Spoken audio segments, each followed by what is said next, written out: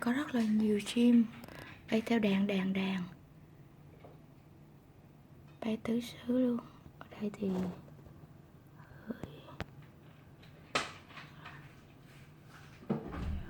nhỏ để nhìn thấy rồi.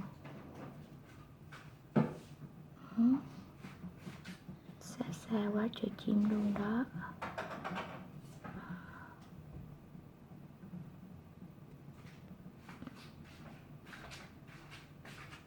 Hoàng hôn mà cảnh như thế này thì thật là tuyệt vời.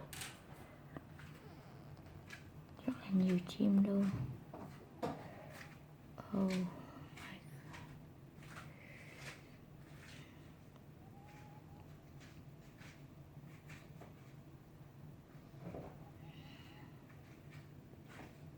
Đẹp không?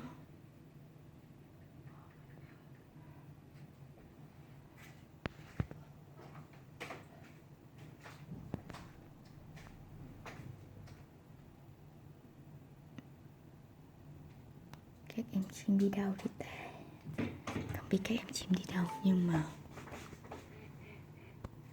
wow, tuyệt vời.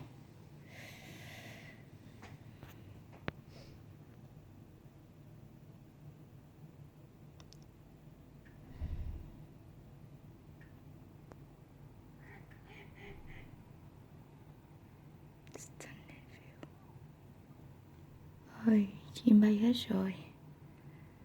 Nãy tính ra tới mấy đàn luôn ấy.